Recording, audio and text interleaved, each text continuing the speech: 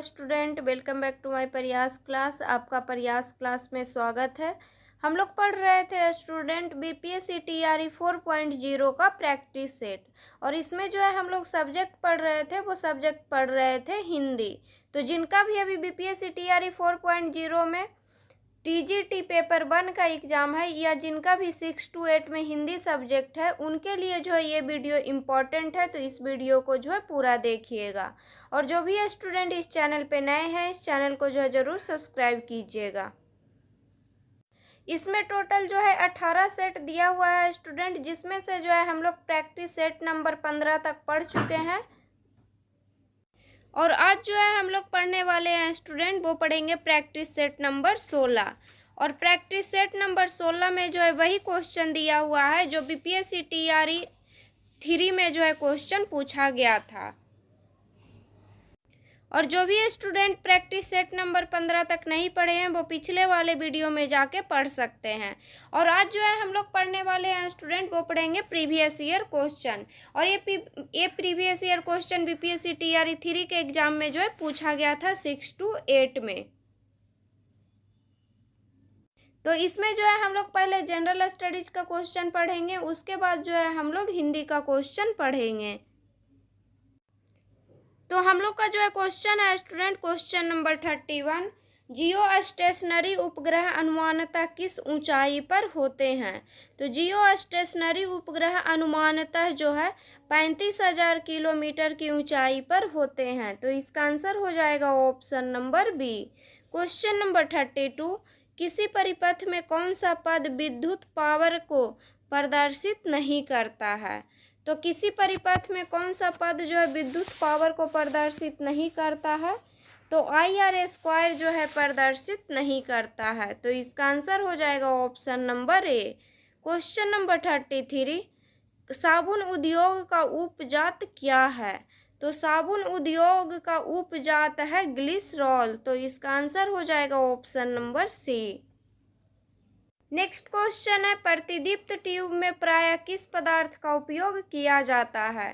तो प्रतिदीप्त ट्यूब में प्रायः जो है मरकरी वाष्प तथा आर्गन का उपयोग किया जाता है। तो इसका आंसर हो जाएगा option number A. Question number 35, रक्त में कौन सा तरल माध्यम होता है। तो रक्त में जो है प्लाज्मा होता है। तो इसका आंसर हो जाएगा option number B. Question number 36, पाचन के बाद प्रोटीन किस में परिवर्तित होते हैं। तो पाचन के बाद प्रोटीन जो है अमीनो एसिड में परिवर्तित होता है। तो इसका आंसर हो जाएगा option number A. Question number 37, chlorine की रासायनिक अभिक्रिया के कारण जब वातावरण में क्लोरोफ्लोरोकार्बन निर्मुक्त होते हैं, तो निम्नलिखित में से क्या विनष्ट होता है।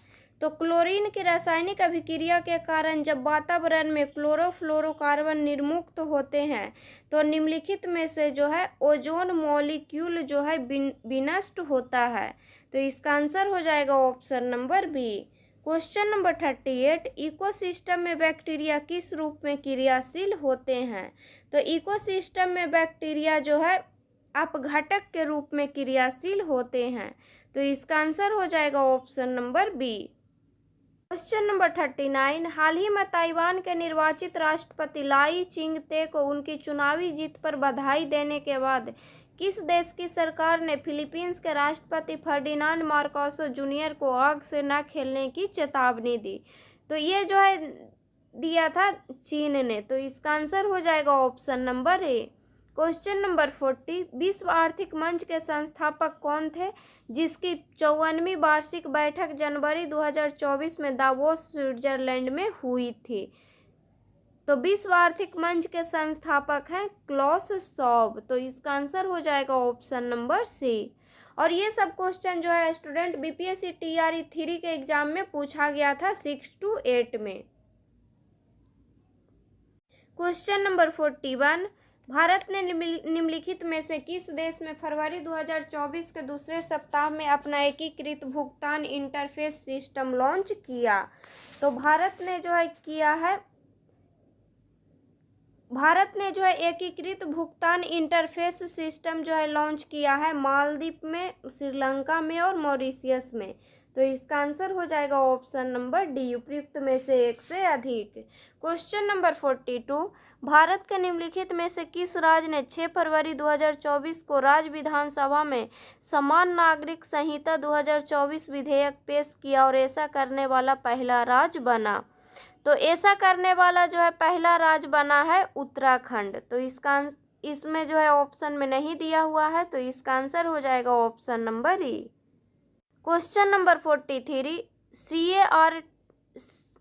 CAR-T सेल थेरेपी, जिसे हाल ही में भारत के दवा नियामक द्वारा अनुमोदित किया गया है, रोगी की प्रतिरक्षा प्रणाली को आनुवांशिक रूप से प्रोग्राम करके किस बीमारी से लड़ने के लिए एक अग्रणी उपचार है?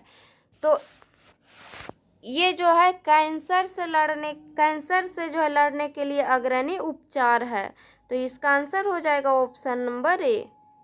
क्वेश्चन नंबर 49, उस ब्रिटिश गिटार वादक का नाम बताइए जिसने जाकिर हुसैन और 3 अन्य भारतीयों के साथ दिस मोमेंट पर सर्वश्रेष्ठ वैश्विक संगीत एल्बम के लिए 2024 ग्रैमी पुरस्कार जीता। तो 2024 ग्रैमी पुरस्कार जो है जीते थे जॉन मैकलॉन्घिन। तो इसका आंसर हो जाएगा option number C.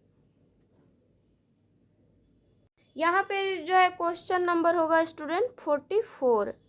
Next question है क्वेश्चन नंबर 45, बिहार सरकार द्वारा निम्नलिखित में से किसके लाभ के लिए मिशन दक्ष शुरू किया गया? तो मिशन दक्ष जो है शुरू किया गया है शैक्षणिक रूप से कमजोर बच्चे के लिए। तो इसका आंसर हो जाएगा option number B. Question number 46, Orissa में गुप्तेश्वर शिव मंदिर से सटा प्रसिद्ध गुप्तेश्वर वन, जिसे हाल ही में चौथा जैव विविधता विरासत स्थल घोषित किया गया है, किस जिले में स्थित है? तो यह जो है कोरापुट जिले में स्थित है। तो इसका आंसर हो जाएगा option number B. Question number 47, Baltoro हिमनद अवस्थित है। तो बाल्टोरो हिमनद जो है काराकोरम श्रेणी में अवस्थित है। तो इसका आंसर हो जाएगा option number C. Question number 48, केंद्रीय उच्च भूमि के संबंध में निम्नलिखित कथनों में कौन सा सही है? तो केंद्रीय उच्च भूमि के संबंध में निम्नलिखित कथनों में से कौन सा सही है? तो फर्स्ट ऑप्शन में दिया हुआ है इसका पश्चिमी भाग मालवा पठार है। सेकंड ऑप्शन में दिया हुआ है यह दक्कन पठार का भाग है। थर्ड ऑप्शन में दिया हुआ है यह अरावली से घिरा है। और फोर्थ ऑप्शन में दिया हुआ है उपयुक्त में से एक से अधिक। और फिफ्थ ऑप्शन में दिया हुआ है उपयुक्त में से कोई नहीं। तो केंद्रीय उच्च भूमि जो है पश्चिम भाग मालवा पठार है, यह दक्कन पठार का भाग है और यह अरावली से घिरा है। तो इसका आंसर हो जाएगा ऑप्शन नंबर डी, उपयुक्त में से एक से अधिक। क्वेश्चन नंबर 49, निम्नलिखित में से कौन सी उथली झील है? तो खारी झील जो है उथली झील है। तो इसका आंसर हो जाएगा option number A. Question number 50, निम्नलिखित में से कौन सा जीवोम चैपेरल के रूप में जाना जाता है? तो भूमध्य सागरीय झाड़ी वन जो है चैपेरल के रूप में जाना जाता है। तो इसका आंसर हो जाएगा option number C. Question number 51, सूची 1 को सूची 2 से सुमेलित कीजिए और नीचे दिए गए कूट से सही उत्तर चुनिए। तो सूची 1 को जो है सूची 2 से मिलान करना है। तो फर्स्ट में दिया हुआ है फोन। फोन क्या है? तो फोन जो है गर्म स्थानीय हवा है। सेकंड में दिया हुआ है चिनूक। चिनूक क्या है? तो चिनूक जो है बर्फ खाने वाली हवा है। थर्ड ऑप्शन में दिया हुआ है मिस्ट्रल। मिस्ट्रल क्या है? तो ठंडी स्थानीय हवा है ये। फोर्थ ऑप्शन में दिया हुआ है घाटी हवा। घाटी हवा जो है दैनिक हवा है। तो इसका आंसर हो जाएगा ऑप्शन नंबर ए। फर्स्ट का हो गया 4, सेकंड का 3, थर्ड का 2 और फोर्थ का 1। क्वेश्चन नंबर 52, टफ किससे संबंधित है? तो टफ जो है ज्वालामुखी राख से संबंधित है। तो इसका आंसर हो जाएगा option number B. Question number 53, आदिवासी बस्तियां किस नाम से जानी जाती है? तो आदिवासी बस्तियां जो है अनौपचारिक बस्ती के नाम से जानी जाती है। तो इसका आंसर हो जाएगा option number A. Question number 54, मरुदीद निम्नलिखित में से किस वन में पाए जाते हैं? तो मरुदभीद जो है मरुस्थलीय वन में पाए जाते हैं। तो इसका आंसर हो जाएगा option number A. Question number 55, 1857 के विद्रोह के मध्य नाना साहेब ने अपने आप को क्या घोषित किया? तो 1857 के विद्रोह के मध्य में जो है नाना साहेब ने अपने आप को जो है पेशवा घोषित किया। तो इसका आंसर हो जाएगा option number B. Question number 56, किसने या किन्होंने गलती से लेफ्टिनेंट एयरस्ट की हत्या कर दी? तो दामोदर एवं बालकृष्णन ने जो है लेफ्टिनेंट एयरस्ट की हत्या कर दी। तो इसका आंसर हो जाएगा option number A. Question number 57, किस मुस्लिम स्वतंत्रता सेनानी को भाईचारा एवं एकता दर्शाने हेतु गोल्डन टेम्पल की चाबियां सौंपी गई? तो गोल्डन टेम्पल की चाबियां सौंपी गई थी सैफुद्दीन किचलू को। तो इसका आंसर हो जाएगा option number B. Question number 58, 21 अक्टूबर 1943 को किस स्थान पर सुभाष चंद्र बोस ने स्वतंत्र भारत की अनंतिम सरकार का गठन किया था? तो सुभाष चंद्र बोस ने स्वतंत्र भारत की अनंतिम सरकार का जो है गठन किए थे सिंगापुर में। तो इसका आंसर हो जाएगा ऑप्शन नंबर बी। और कब किए थे? तो 21 अक्टूबर 1943 को किए थे। क्वेश्चन नंबर 59, 1930 में बिहार क्षेत्र की राजस्व वसूली में धरना के कारण कितनी कमी हुई? तो 1930 में बिहार क्षेत्र की राजस्व वसूली में धरना के कारण जो है 30 लाख की कमी हुई। तो इसका आंसर हो जाएगा option number B. Question number 60, दक्षिण अफ्रीका में महात्मा गांधी किस स्थान से कार्यकर्ताओं की मार्च का नेतृत्व कर रहे थे? तो दक्षिण अफ्रीका में महात्मा गांधी जो है न्यूकसल से ट्रांसवाल तक मार्च का नेतृत्व कर रहे थे। तो इसका आंसर हो जाएगा option number C. Question number 61, 1859 के भारतीय उत्प्रवास अधिनियम ने निर्धारित किया था कि? तो 1859 के भारतीय उत्प्रवास अधिनियम ने निर्धारित किया था कि बागान श्रमिकों को बिना अनुमति के चाय बागान छोड़ने की अनुमति नहीं थी। तो इसका आंसर हो जाएगा ऑप्शन नंबर ए। क्वेश्चन है, देहरादून में इंपीरियल फॉरेस्ट रिसर्च इंस्टीट्यूट की स्थापना किस वर्ष की गई थी? तो देहरादून में इंपीरियल फॉरेस्ट रिसर्च इंस्टीट्यूट की स्थापना किया गया था 1906 ईस्वी में। तो इसका आंसर हो जाएगा ऑप्शन नंबर बी। और वन अनुसंधान संस्थान कहाँ है? तो वन अनुसंधान संस्थान देहरादून में है। नेक्स्ट क्वेश्चन है क्वेश्चन नंबर 63 जो है मैथ का क्वेश्चन है। तो मैथ का क्वेश्चन का जो है हम लोग आंसर जान लेंगे। तो इसका आंसर हो जाएगा option number D. Question number 64 का आंसर हो जाएगा option number A. Question number 65 का आंसर हो जाएगा option number B. Next question है क्वेश्चन नंबर 66 का आंसर हो जाएगा option number C. Question number 67 का आंसर हो जाएगा आपका option number A. Next question है क्वेश्चन नंबर 68 का आंसर हो जाएगा option number A. Question number 69 का आंसर हो जाएगा option number C. Question number 70 का आंसर हो जाएगा ऑप्शन नंबर सी। तो हम लोग जो है जनरल स्टडीज का जो है क्वेश्चन पढ़ चुके हैं स्टूडेंट। अब जो है हम लोग हिंदी का क्वेश्चन पढ़ेंगे। तो हिंदी का क्वेश्चन जो है 71 से दिया हुआ है। तो क्वेश्चन नंबर 71, किलक अरे मैं नेहू निहारू इन दांतों पर मोती बारू उपयुक्त पंक्तियों में कौन सा रस है? तो इस पंक्ति में जो है कौन सा रस है? तो बातसल रस है। तो इसका आंसर हो जाएगा option number C. Next question है, जो भाव मन में केवल अल्पकाल तक संचरण करके चले जाते हैं उन्हें क्या कहा जाता है? तो उन्हें जो है कहा जाता है संचारी भाव। तो इसका आंसर हो जाएगा option number C. Question number 73, निम्नलिखित में से भक्ति रस के प्रतिस्थापक आचार्य कौन है? तो भक्ति रस के प्रतिस्थापक आचार्य हैं आचार्य भरत। तो इसका आंसर हो जाएगा option number C. Question number 74, बिनु पद चले सुनी बिनु काना करम बिनु करम करई विधि नाना उपयुक्त में कौन सा अलंकार है? तो इसमें जो है विभावना अलंकार है। क्वेश्चन नंबर 75, निम्नलिखित में से कौन सा अलंकार अर्थालंकार नहीं है? तो इसमें जो है कौन सा अलंकार जो है अर्थालंकार नहीं है? तो यमक तो इसका आंसर हो जाएगा ऑप्शन नंबर ई, उपयुक्त में से कोई नहीं। क्वेश्चन नंबर 76, अनुप्रास अलंकार के कितने भेद हैं? तो अनुप्रास अलंकार के जो है 5 भेद हैं। तो इसका आंसर हो जाएगा ऑप्शन नंबर बी। और अनुप्रास अलंकार के जो है कौन कौन जो है 5 भेद है?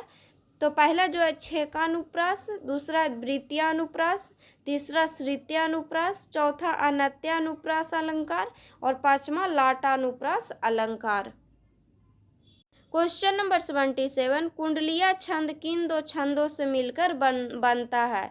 तो कुंडलिया छंद जो है दोहा और रोला से मिलकर बनता है। तो इसका आंसर हो जाएगा option number C. Question number 78, मात्रा की दृष्टि से दोहा छंद के ठीक विपरीत छंद है। तो मात्रा की दृष्टि से दोहा छंद के ठीक विपरीत छंद जो है कौन है?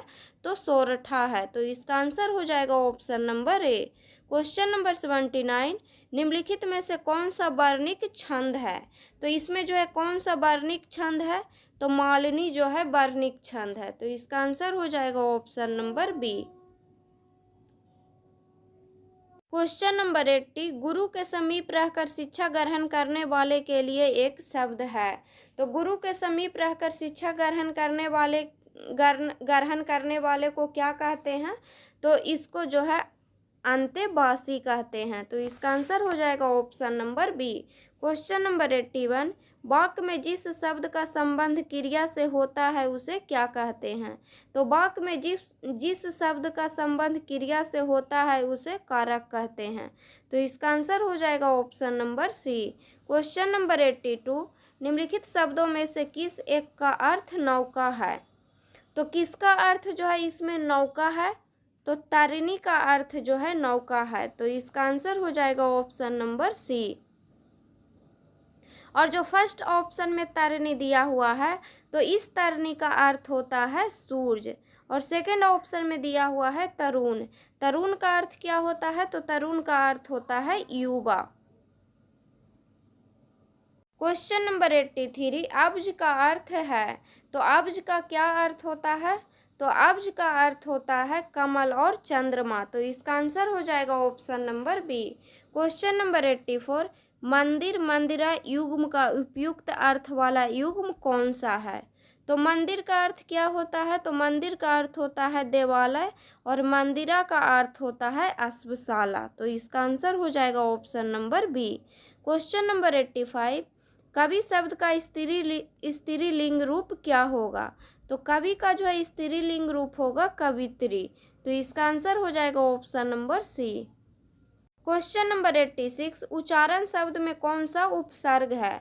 तो उच्चारण में जो है उपसर्ग है। क्वेश्चन नंबर 87, वीर रस का स्थायी भाव है। तो वीर रस का स्थायी भाव जो है उत्साह है। तो इसका आंसर हो जाएगा option number A. Question number 88, किस स्वर के उच्चारण में दीर्घ स्वर से भी अधिक समय लगता है? तो प्लुत स्वर के उच्चारण में जो है दीर्घ स्वर से भी अधिक समय लगता है। तो इसका आंसर हो जाएगा option number B. Next question है, निम्नलिखित में से कौन सा वर्तनी की दृष्टि से शुद्ध शब्द है? तो वर्तनी की दृष्टि से शुद्ध शब्द है ऑप्शन नंबर बी। तो इसका आंसर हो जाएगा option number B. Question number 90, निम्नलिखित में से किस समूह में सभी शब्द तत्सम है? तो कौन सा समूह में जो है सभी शब्द जो है तत्सम है? तो इसका आंसर हो जाएगा option number C. Question number 91, विलोम शब्द की दृष्टि से कौन सा युग्म गलत है? तो विलोम शब्द की दृष्टि से जो है कौन सा युग्म गलत है वो चूज करना है। तो फर्स्ट में दिया हुआ है उत्तम। उत्तम का जो है विलोम विरक्त दिया हुआ है तो ये गलत है। उत्तम का जो है विलोम क्या होता है? तो उत्तम का विलोम होता है अधम। तो इसमें जो है गलत पूछा था तो इसका आंसर हो जाएगा option number A. Question number 92, निम्नलिखित इतिहास ग्रंथों का कालक्रमानुसार सही क्रम क्या है? तो इतिहास ग्रंथों का काल क्रमानुसार सही क्रम क्या है, इसको चूज करना है। तो इसका आंसर हो जाएगा आपका ऑप्शन नंबर बी। पहले जो है मिश्र बंधु विनोद, उसके बाद हिंदी साहित्य का इतिहास, उसके बाद जो है हिंदी साहित्य की भूमिका, उसके बाद हिंदी साहित्य का आलोचनात्मक इतिहास। क्वेश्चन नंबर 93, प्रेमाख्यान काव्य परंपरा की प्रमुख रचनाओं का सही क्रम क्या है। तो प्रेमाख्यान काव्य परंपरा की प्रमुख रचना का सही क्रम इसमें पूछा है, तो इसका आंसर हो जाएगा option number A. Question number 94, आचार्य रामचंद्र शुक्ल ने किसे सांप्रदायिक कहकर साहित्य के क्षेत्र से बाहर रखा। तो आचार्य रामचंद्र शुक्ल ने जो है सिद्ध और नाथ साहित्य को जो है सांप्रदायिक कहकर साहित्य के क्षेत्र से बाहर रखा। तो इसका आंसर हो जाएगा option number C. Question number 95, किसने पृथ्वीराज रासो को अप्रमाणिक रचना घोषित करके इसका प्रकाशन बंद करवा दिया था। तो डॉक्टर बुलर ने जो है पृथ्वीराज रासो को अप्रमाणिक रचना घोषित करके इसका प्रकाशन बंद करवा दिया था। तो इसका आंसर हो जाएगा option number B. Question number 96, निम्नलिखित के काल क्रमानुसार सही क्रम का चयन कीजिए। तो फर्स्ट में दिया हुआ है विनय पत्रिका। विनय पत्रिका का जो है प्रकाशन कब हुआ था। तो विनय पत्रिका का जो है प्रकाशन हुआ था 1582 में। सेकंड में दिया हुआ है रामाज्ञा प्रश्न। रामाज्ञा प्रश्न का जो है प्रकाशन कब हुआ था। तो इसका प्रकाशन हुआ था 1612 ईस्वी में। नेक्स्ट है रामलला नहछू। रामलला नहछू का जो है प्रकाशन हुआ था 1582 ईस्वी में। नेक्स्ट दिया हुआ है बैरवे रामायण। बैरवे रामायण जो है प्रकाशन हुआ था इसका भी 1612 ईस्वी में। तो इसका आंसर हो जाएगा ऑप्शन नंबर बी।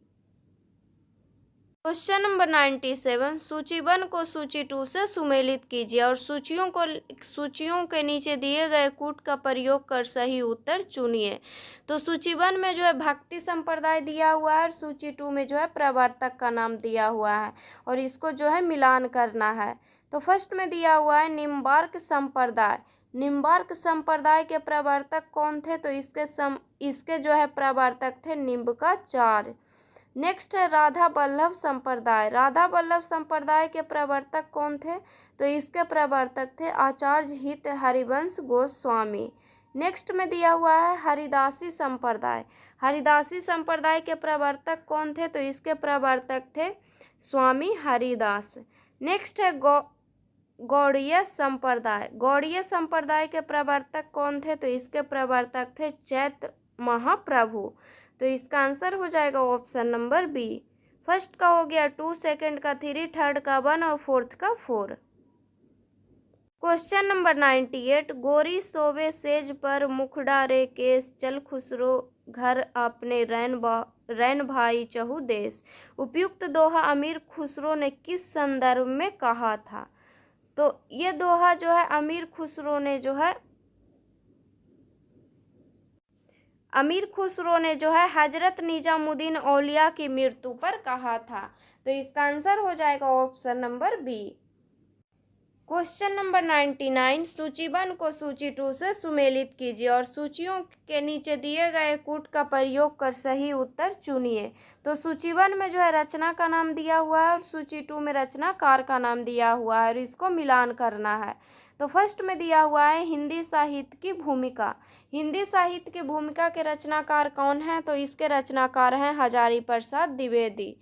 सेकंड में दिया हुआ है हिंदी साहित्य का आलोचनात्मक इतिहास। हिंदी साहित्य का आलोचनात्मक इतिहास के रचनाकार कौन हैं। तो इसके रचनाकार हैं डॉक्टर राम कुमार वर्मा। नेक्स्ट में दिया हुआ है उत्तरी भारत की संत परंपरा। उत्तरी भारत की संत परंपरा के रचनाकार कौन हैं। तो इसके रचनाकार हैं आचार्य श्री परशुराम चतुर्वेदी। नेक्स्ट में दिया हुआ है हिंदी साहित्य का दूसरा इतिहास। हिंदी साहित्य का दूसरा इतिहास के रचनाकार हैं डॉक्टर बच्चन सिंह। तो इसका आंसर हो जाएगा ऑप्शन नंबर सी। फर्स्ट का हो गया 2, सेकंड का 4, थर्ड का 1 और फोर्थ का 3।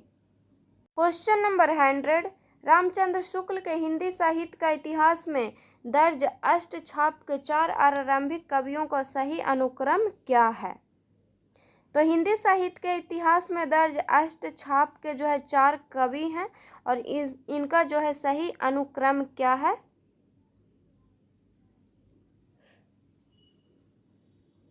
तो रामचंद्र शुक्ल के हिंदी साहित्य के इतिहास में दर्ज अष्टछाप के 4 आरंभिक कवि जो हैं, पहले हैं सूरदास, उसके बाद परमानंद दास, उसके बाद कृष्णदास, उसके बाद नंदन दास।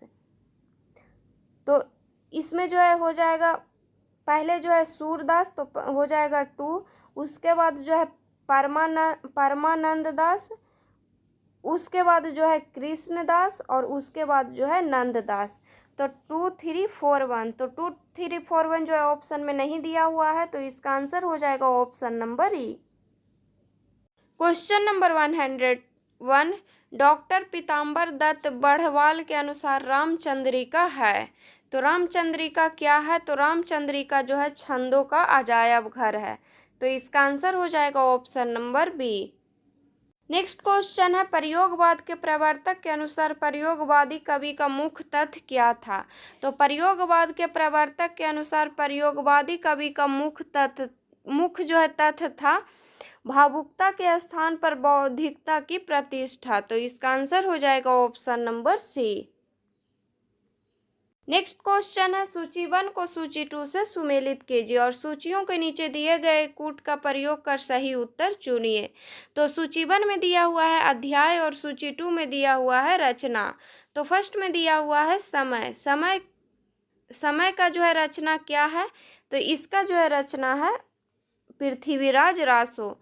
नेक्स्ट है कांड का रचना क्या है? तो कांड का रचना है रामचरितमानस। नेक्स्ट है खंड का रचना क्या है? तो खंड का रचना है पद्मावत। नेक्स्ट है सर्ग का रचना है कामायनी। तो इसका यहाँ पे जो है दिया हुआ है स्टूडेंट साकेत जो है यहाँ पे नहीं होगा, यहाँ पे जो है होगा कामायनी। तो इसका आंसर हो जाएगा ऑप्शन नंबर ए। फर्स्ट का हो गया 4, सेकंड का 3, थर्ड का 2 और फोर्थ का 1। नेक्स्ट क्वेश्चन है, इनमें से कौन भारतेंदु मंडल का लेखक नहीं है? तो इसमें जो है कौन भारतेंदु मंडल का जो है लेखक नहीं है? तो श्रीधर पाठक जो है भारतेंदु मंडल का लेखक नहीं है, तो इसका आंसर हो जाएगा option number B. Question number 105, इनमें से कौन तीसरे तार सप्तक का कवि नहीं है? तो प्रभाकर माचवे जो है तीसरे तार सप्तक का कवि नहीं है, तो इसका आंसर हो जाएगा option number C. Next question है, सूची 1 को सूची 2 से सुमेलित कीजिए। सूची 1 में दिया हुआ है आंचलिक उपन्यास का नाम और सूची 2 में दिया हुआ है लेखक का नाम, और इसको जो है मिलान करना है। तो फर्स्ट में दिया हुआ है रतिनाथ की चाची। रतिनाथ की चाची के लेखक कौन हैं? तो इसके लेखक हैं नागार्जुन। नेक्स्ट है परती परिकथा के लेखक कौन हैं? तो इसके लेखक हैं फणीश्वर नाथ रेणु। नेक्स्ट है कब तक पुकारूं के लेखक कौन हैं? तो इसके लेखक हैं रांगेय राघव। नेक्स्ट है पानी के प्राचीर के लेखक कौन हैं? तो इसके लेखक हैं डॉक्टर रामदरस मिश्र। तो इसका आंसर हो जाएगा ऑप्शन नंबर सी। फर्स्ट का हो गया 2, सेकंड का 4, थर्ड का 1 और फोर्थ का 3। नेक्स्ट क्वेश्चन है स्टूडेंट, क्वेश्चन नंबर 107 से जो है 111 तक जो है क्वेश्चन दिया हुआ है। यहाँ पे जो है टाइपिंग मिस्टेक है। तो और ये क्वेश्चन जो है गद्यांश से दिया हुआ है, तो पहले जो है हम लोग गद्यांश को पढ़ेंगे, उसके बाद जो है हम लोग क्वेश्चन का आंसर देंगे, और क्वेश्चन का आंसर जो है हम लोग इसी गद्यांश से देंगे। तो विश्व में हर व्यक्ति सुख चाहता है, लेकिन इसकी प्राप्ति का मंत्र वह नहीं जानता। भौतिक सुखों को ही सच्चा सुख मानने की भूल वह करता चला आ रहा है। संसार में प्रत्येक संबंध के साथ संयोग वियोग जुड़ा है। दिन के साथ रात, सुख के साथ दुख, लाभ के साथ हानि, मान के साथ अपमान जुड़ा हुआ है। यदि कोई विषय ऐसा है जिसके साथ कुछ भी नहीं जुड़ा हुआ है तो वह है आनंद। यह अंतःकरण का विषय है, पराश्रित नहीं है। संवेदनशील व्यक्ति की आनंद की अनुभूति कर सकता है। सुखी होने के लिए दूसरों को सुखी देखकर सुख का अनुभव करना व दुखियों को देखकर करुणा से द्रवित होना आवश्यक है। संवेदना शून्य व्यक्ति कभी सुखी नहीं हो सकते। जो कर्म को कर्तव्य समझाकर निष्ठापूर्वक करते हैं वे ही आनंद की अनुभूति कर सकते हैं। सच्चा सुख आसक्ति के त्याग में है, कर्म के त्यागने में नहीं। कर्म से प्राप्त होने वाले फल के प्रति आसक्ति त्यागने पर ही व्यक्ति सुखी जीवन व्यतीत कर सकता है। अब जो है हम लोग क्वेश्चन पढ़ेंगे। तो क्वेश्चन नंबर 107, सुखी जीवन का मंत्र क्या है? तो सुखी जीवन का मंत्र है आसक्ति का त्याग। तो इसका आंसर हो जाएगा option number A. Question number 108, मनुष्य किसे सच्चा सुख मानने की भूल करता रहा है? तो मनुष्य जो है भौतिक सुख को सच्चा सुख मानने की भूल करता रहता है। तो इसका आंसर हो जाएगा option number B. Question number 109, आनंद की अनुभूति करने के लिए क्या आवश्यक है? तो आनंद की अनुभूति करने के लिए जो है संवेदनशीलता आवश्यक है। तो इसका आंसर हो जाएगा option number B. Question number 110, जो भाव पराश्रित न होकर स्वयं के अंतःकरण से जुड़ा हो उसे क्या कहते हैं? तो उसे जो है आनंद कहते हैं। तो इसका आंसर हो जाएगा option number C. Question number 111, संसार में प्रत्येक मनुष्य क्या चाहता है? तो संसार में प्रत्येक मनुष्य जो है सुख चाहता है। तो इसका आंसर हो जाएगा ऑप्शन नंबर बी। अब जो है दिया हुआ है स्टूडेंट गद्यांश 2। तो पहले जो है हम लोग गद्यांश को पढ़ेंगे, उसके बाद जो है हम लोग क्वेश्चन का आंसर देंगे। तो शिक्षा को वैज्ञानिक और प्राविधिक मूलाधार देकर हमने जहां भौतिक परिवेश को पूर्णतः परिवर्तित कर दिया है और जीवन को अप्रत्याशित गतिशीलता दे दी है, वहां साहित्य, कला, धर्म और दर्शन को अपनी चेतना से बहिष्कृत कर मानव विकास को एकांगी बना दिया है। पिछली शताब्दी में विकास के सूत्र प्रकृति के हाथ से निकलकर मनुष्य के हाथ में पहुंच गए हैं, विज्ञान के हाथ में पहुंच गए हैं और इस बंद गली में पहुंचने का अर्थ मानव जाति का नाश भी हो सकता है। इसीलिए नैतिक और आत्मिक मूल्यों को साथ साथ विकसित करने की आवश्यकता है, जिससे विज्ञान हमारे लिए भस्मासुर का हाथ न बन जाए। व्यक्ति की क्षुद्रता यदि राष्ट्र की क्षुद्रता बन जाती है तो विज्ञान भस्मासुर बन जाता है। इस सत्य को प्रत्येक क्षण सामने रखकर ही अणु विस्फोट को मानव प्रेम और लोकहित की मर्यादा दे सकेंगे। अपरिसीम भौतिक शक्तियों को स्वामी आज अपने व्यक्तित्व के प्रति आस्थावान नहीं है और प्रत्येक क्षण अपने अस्तित्व के संबंध में शंकाग्रस्त है।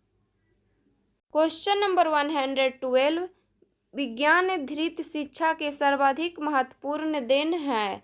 तो सर्वाधिक महत्वपूर्ण देन है जीवन का अपरिसीम भौतिक विकास। तो इसका आंसर हो जाएगा option number B. Next question है, आज का मानव अपने व्यक्तित्व और अस्तित्व के प्रति इसीलिए शंकालु है क्योंकि जो है वह विज्ञान को विध्वंसक शक्तियों से भयभीत है। तो इसका आंसर हो जाएगा option number C. Next question है, आधुनिक मानव विकास को सर्वांगीण नहीं कहा जा सकता क्योंकि जो है साहित्य, धर्म, कला आदि मानव चेतना से निर्वासित है। तो इसका आंसर हो जाएगा option number B. Next question है, मानव जीवन को भस्मासुर बनने से कैसे रोका जा सकता है? तो मानव जीवन को भस्मासुर बनने से रोकने के लिए जो है नैतिक आत्मिक मूल्यों को विकसित करना होगा। तो इसका आंसर हो जाएगा option number C. Next question है क्वेश्चन नंबर 116, अणु विस्फोट को मानवतावादी की मर्यादा देना तभी संभव है जब व्यक्ति की क्षुद्रता को राष्ट्र की क्षुद्रता बनने न दिया जाए। तो इसका आंसर हो जाएगा ऑप्शन नंबर बी। अब जो है हम लोग गद्यांश 3 को पढ़ेंगे। आरंभ में मानवतावाद मानवता को शोषण और बंधन से मुक्त करने के महान और उदार आदर्शों से चलित हुआ था। तत्व चिंतकों और साहित्य मनीषियों के मन में इस आदर्श का रूप बहुत ही उदार था, पर व्यवहार में मनुष्य की उदारता केवल एक ही राष्ट्र के मनुष्यों की मुक्ति तक सीमित होकर रह गई। धीरे धीरे राष्ट्रीयता नामक देवी का जन्म हुआ। यह एक हद प्रगतिशील विचारों की ही उपज थी। हमारे देश में भी नए जीवन साहित्य के स्पर्श से नवीन जीवन आदर्श जाग पड़े। मानवतावाद भी आया। दलितों, अधपतितों और उपेक्षितों के प्रति सहानुभूति का भाव भी आया और साथ ही साथ राष्ट्रीयता भी आई। पश्चिमी देशों में राष्ट्रीय भावना के बहुल प्रचार ने एक राष्ट्र के भीतर सुविधा भोगी और सुविधा को जुटाने वाले दो वर्गों के व्यवधान को बढ़ाने में सहायता पहुंचाई। जिन लोगों के पास संपत्ति है और जिनके पास संपत्ति नहीं है, उनका अंतर भयंकर होता गया। एक तरफ तो विषमता बढ़ती गई और दूसरी तरफ राष्ट्रीयता की देवी युवा अवस्था की देहली पर पहुंचकर ऐसी ईर्ष्यालु रमणी साबित हुई जो सारे परिवार को ही डुबो लेती है। इन विकृत विचारों ने ठाई ठाई 2 महायुद्धों को भूपृष्ठ पर उतार दिया। इस प्रकार मनुष्यता की महिमा भी विकृत रूप में भयंकर हो उठी। अब जो है हम लोग क्वेश्चन पढ़ेंगे। क्वेश्चन नंबर 117, मानवता के उदय का प्रेरणा स्रोत क्या था? तो मानवता के उदय का प्रेरणा स्रोत था मानवता को शोषण और बंधन से मुक्त करना, मानवता को अंतर्राष्ट्रीय स्तर पर एकजुट करना, मानव के लिए सुख सुविधाएं जुटाना। तो इसका आंसर हो जाएगा ऑप्शन नंबर डी, उपयुक्त में से एक से अधिक। नेक्स्ट क्वेश्चन है, राष्ट्रीयता का जन्म कैसे हुआ? तो राष्ट्रीयता का जन्म हुआ है जब उदार मानवतावाद एक राष्ट्र की परिधि में सीमित हो गया। तो इसका आंसर हो जाएगा option number B. Next question है, मनुष्यता की महिमा किन कारणों से विकृत हो उठी? तो मनुष्यता की महिमा जो है संकुचित राष्ट्रीय भावना और परिणामता, महायुद्ध से, राष्ट्रों की अतिशय महत्वाकांक्षाएं से और मानव मूल्यों का ह्रास और राष्ट्रों का विघटन से विकृत हो उठी। तो इसका आंसर हो जाएगा ऑप्शन नंबर डी, उपयुक्त में से एक से अधिक। क्वेश्चन नंबर 120, संकुचित राष्ट्रीय भावना का दुष्परिणाम क्या निकला? तो संकुचित राष्ट्रीय भावना का दुष्परिणाम जो है निकला, राष्ट्रीयता ने मानवता की भावना को कुचल दिया। तो इसका आंसर हो जाएगा option number C. Next question है, उपयुक्त गद्यांश का उपयुक्त शीर्षक बताइए। तो इस गद्यांश का जो उपयुक्त शीर्षक होगा, मानवता से राष्ट्रीयता की ओर। तो इसका आंसर हो जाएगा ऑप्शन नंबर बी। अब जो है हम लोग गद्यांश 4 को पढ़ेंगे। राष्ट्र के सर्वांगीण विकास के लिए चरित्र निर्माण परम आवश्यक है। जिस प्रकार वर्तमान में भौतिक निर्माण का कार्य अनेक योजनाओं के माध्यम से तीव्र गति के साथ संपन्न हो रहा है, वैसे ही वर्तमान की सबसे बड़ी आवश्यकता यह है कि देशवासियों के चरित्र निर्माण के लिए प्रयत्न किया जाना चाहिए। उत्तम चरित्रवान व्यक्ति ही राष्ट्र की सर्वोच्च संपदा है। जनतंत्र के लिए तो एक महान कल्याणकारी योजना है। जन योजना में राष्ट्र, संस्कृति, समाज एवं परिवार के प्रति हमारा क्या कर्तव्य है, इसका पूर्ण रूप से बोध कराना है एवं राष्ट्र में व्याप्त समग्र भ्रष्टाचार के प्रति निषेधात्मक वातावरण का निर्माण करना ही चरित्र निर्माण का प्रथम सोपान है।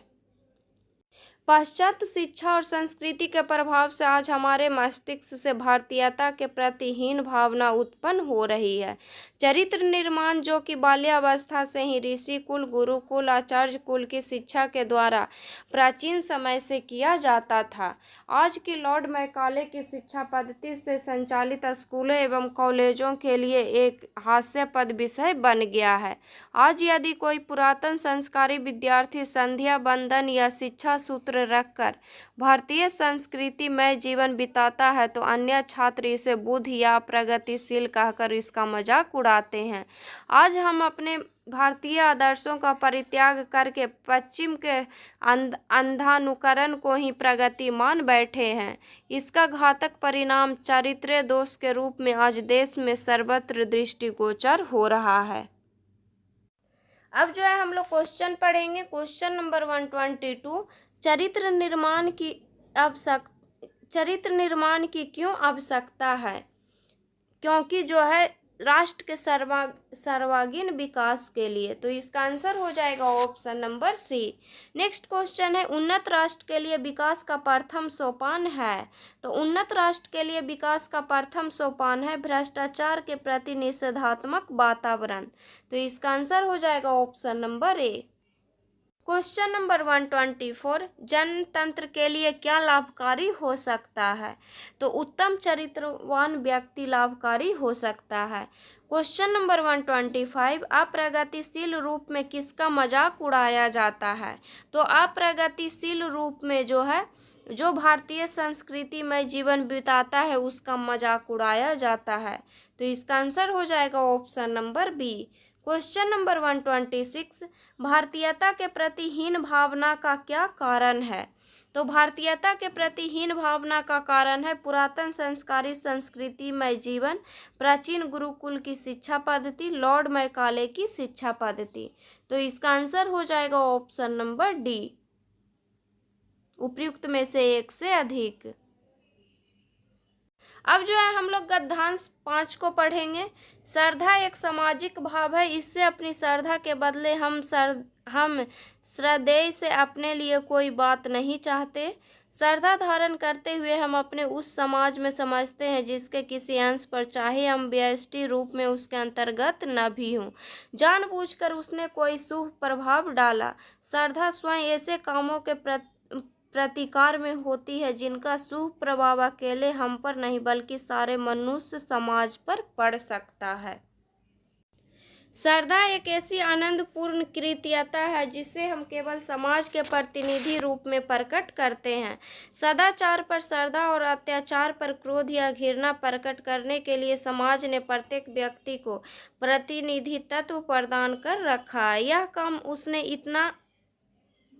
इतना भारी समझा है कि उसका भार सारे मनुष्यों को बांट दिया है, दो चार माननीय लोगों के ही सिर पर नहीं छोड़ रखा है। जिस समाज में सदाचार पर श्रद्धा और अत्याचार पर क्रोध प्रकट करने के लिए जितने ही अधिक लोग तत्पर पाए जाएंगे उतना ही वह समाज जागृत समझा जाएगा। श्रद्धा की सामाजिक विशेषता एक इसी बात से समझ लीजिए, जिस पर श्रद्धा रखते हैं उस पर चाहते हैं कि लोग भी श्रद्धा रखें, पर जिस पर हमारा प्रेम होता है उससे और 10-5 आदमी प्रेम परखें इसकी हमें परवाह क्या, इच्छा ही नहीं होती, क्योंकि हम प्रिय पर लोभ बस एक प्रकार का अनन्य अधिकार चाहते हैं। श्रद्धालु अपने भाव से संसार को भी सम्मिलित करना चाहते हैं पर प्रेमी नहीं। क्वेश्चन नंबर 127, उपयुक्त गद्य अवतरण का शीर्षक क्या हो सकता है? तो इसका जो है शीर्षक हो सकता है श्रद्धा का स्वरूप। तो इसका आंसर हो जाएगा option number B. Question number 128, श्रद्धा और प्रेम में क्या अंतर है? तो श्रद्धा और प्रेम में अंतर है, श्रद्धा सामाजिक है और प्रेम व्यक्तिगत है। तो इसका आंसर हो जाएगा option number A. Question number 129, श्रद्धा एक आनंदपूर्ण कृतज्ञता है क्योंकि जो है हम समाज के प्रतिनिधि के रूप में इसे प्रकट करते हैं। तो इसका आंसर हो जाएगा ऑप्शन नंबर बी।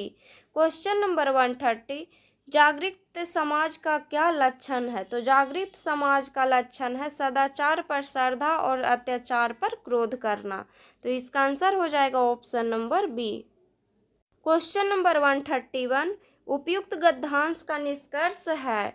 तो उपयुक्त गद्यांश का निष्कर्ष है श्रद्धा एक सामाजिक भाव है। तो इसका आंसर हो जाएगा option number C. Question number 132, निम्नलिखित में से कौन सा एक कथन गलत है? तो इसमें जो है कौन सा कथन गलत है उसको चूज करना है। तो फर्स्ट में दिया हुआ है, दो वर्णों के मेल से होने वाले विकार को संधि कहते हैं। तो ये सही है। सेकेंड ऑप्शन में दिया हुआ है, विसर्ग के साथ विसर्ग के मेल से उत्पन्न विकार को विसर्ग संधि कहते हैं। तो ये गलत है। विसर्ग संधि जो है किसको कहते हैं? तो विसर्ग के साथ स्वर या व्यंजन मेल से जो विकार होता है उसे विसर्ग संधि कहते हैं। तो इसमें जो है गलत पूछा था, तो इसका आंसर हो जाएगा option number B. Question number 133, जिस समास में अर्थ की दृष्टि से उत्तर पद प्रधान और पूर्व पद गौण हो उसे क्या कहते हैं? तो उसे जो है तत्पुरुष समास कहते हैं। तो इसका आंसर हो जाएगा option number B. Question number 134, अछौहिनी का संधि विच्छेद है, तो इसका जो है संधि विच्छेद है अछ जोड़ उहिनी। तो इसका आंसर हो जाएगा option number B. Question number 135, दो या दो से अधिक शब्दों के मेल से नए शब्द बनाने की क्रिया को क्या कहते हैं? तो नए शब्द बनाने की क्रिया को जो है समास कहते हैं। तो इसका आंसर हो जाएगा option number A. Question number 136, निम्नलिखित में से कौन सा उत्तर सही है? तो इसमें जो है कौन सा उत्तर सही है? तो फर्स्ट ऑप्शन में दिया हुआ है अनुस्वार पूर्ण अनुशासिक ध्वनि है, तो ये सही है। सेकंड ऑप्शन में दिया हुआ है वर्ण के पंचम अक्षर अनुशासिक होते हैं, तो ये भी सही है। थर्ड ऑप्शन में दिया हुआ है अनुशासिक के उच्चारण के दौरान नाक से बहुत कम श्वास निकलती है और मुंह से अधिक, तो ये भी सही है। तो इसमें पूछा है कि कौन सा सही है, तो इसका आंसर हो जाएगा option number B. Question number 137, notification का हिंदी अनुवाद है, तो नोटिफिकेशन का हिंदी अनुवाद होगा अधिसूचना। तो इसका आंसर हो जाएगा option number B. Question number 138, संक्षेपण मूल पाठ से कितने शब्दों में लिखना चाहिए? तो संक्षेपण जो है मूल पाठ से जो है 1/3 शब्दों में लिखना चाहिए। तो इसका आंसर हो जाएगा option number C. Question number 139, कार्यालय ज्ञापन का अंग्रेजी अनुवाद है, तो इसका जो है अंग्रेजी क्या होगा कार्यालय ज्ञापन का? तो इसका अंग्रेजी होगा ऑफिस मेमोरेंडम। तो इसका आंसर हो जाएगा option number B. Question number 140, निम्नलिखित में से शुद्ध वाक्य का चयन कीजिए। तो इसमें जो है शुद्ध वाक्य का चयन करना है, तो फर्स्ट ऑप्शन में दिया हुआ है नदियों के पानी से सिंचाई की जाती है, तो ये शुद्ध है। तो इसका आंसर हो जाएगा option number A. Question number 141, निम्नलिखित मिश्रित वाक्य को साधारण वाक्य में बदलिए। तो निम्नलिखित मिश्रित वाक्य को साधारण वाक्य में बदलिए। तो जो कभी लोकप्रिय होता है उसका सम्मान सभी करते हैं, तो ये जो है मिश्रित वाक्य है। तो इसका जो है साधारण वाक्य क्या होगा? तो इसका साधारण वाक्य होगा लोकप्रिय कवि का सम्मान करते हैं। तो इसका आंसर हो जाएगा option number C. Question number 142, बादल घिर आए और बारिश होने लगी, रचना की दृष्टि से यह कौन सा वाक्य है? तो रचना की दृष्टि से जो है यह संयुक्त वाक्य है। तो इसका आंसर हो जाएगा option number B. Question number 143, नकर खाने में तूती की आवाज़ मुहावरे का क्या अभिप्राय है? तो नकर खाने में तूती की आवाज़ मुहावरे का अभिप्राय है समय व्यक्ति के सामने असमर्थ व्यक्ति का प्रभाव नहीं पड़ता। तो इसका आंसर हो जाएगा option number B. Sorry student, यहाँ पे जो समर्थ व्यक्ति है लिखा हुआ है, तो समर्थ व्यक्ति के सामने असमर्थ व्यक्ति का प्रभाव नहीं पड़ता। क्वेश्चन नंबर 144, अभिधा शब्द शक्ति के कितने भेद हैं? तो अभिधा शब्द शक्ति के जो है 4 भेद हैं। तो इसका आंसर हो जाएगा option number B. Question number 145, निम्नलिखित में से किस लक्षणा शब्द शक्ति का दूसरा नाम अजहत स्वार्थी भी है? तो उपादना लक्षणा शब्द शक्ति का दूसरा नाम जो है अजहत स्वार्थी भी है। तो इसका आंसर हो जाएगा option number B. Question number 146, निम्नलिखित में से कौन सा पदबंध का भेद नहीं है? तो इसमें जो है कौन जो है पदबंध का भेद नहीं है? तो अव्यय पदबंध जो है पदबंध का भेद नहीं है। तो इसका आंसर हो जाएगा option number C. Question number 147, आडंबर बहुत किंतु वास्तविकता कुछ नहीं के लिए सही लोकोक्ति है। तो इसके लिए जो है सही लोकोक्ति है ऊंची दुकान फीका पकवान। तो इसका आंसर हो जाएगा option number B. Question number 148, निम्नलिखित में से किसके अनुसार वाक्य बनता है? तो किसके अनुसार जो है वाक्य बनता है? तो किसी वाक्य को बनाने में जो है कर्ता और कर्म दोनों को आधार बनाया जाता है। तो तो इसमें जो है कर्ता और कर्म जो है दोनों होगा, तो इसका आंसर हो जाएगा ऑप्शन नंबर डी, उपर्युक्त में से एक से अधिक। क्वेश्चन नंबर 149, जिस वाक्य में कर्ता की प्रधानता होती है लिंग वचन प्रायः कर्ता के अनुसार होते हैं, यह वाक्य क्या कहलाता है? तो यह वाक्य जो है कर्तृवाची कहलाता है, तो इसका आंसर हो जाएगा ऑप्शन नंबर सी।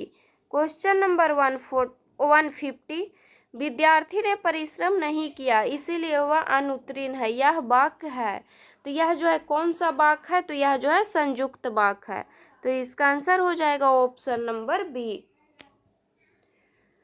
तो बीपीएससी टीआरई 3 के एग्जाम में जो है बीपीएससी टीआरई 3 6 to 8 के एग्जाम में जो है इतना ही क्वेश्चन पूछा गया था हिंदी का, तो उसको जो है हम लोग पढ़ चुके हैं। नेक्स्ट वीडियो में जो है हम लोग नेक्स्ट सेट को पढ़ेंगे। तो अगर वीडियो अच्छा लगे तो वीडियो को लाइक कीजिएगा, शेयर कीजिएगा और चैनल को सब्सक्राइब कीजिएगा। और जो भी स्टूडेंट इस चैनल पे नए हैं, इस चैनल को जो है ज़रूर सब्सक्राइब कीजिएगा। और जिनका भी अभी बीपीएससी टीआरई 4 में हिंदी सब्जेक्ट का एग्ज़ाम है, उनके लिए जो है ये प्रीवियस ईयर क्वेश्चन इम्पॉर्टेंट है, तो इसको जितना हो सके उतना आप रिवीजन कीजिएगा।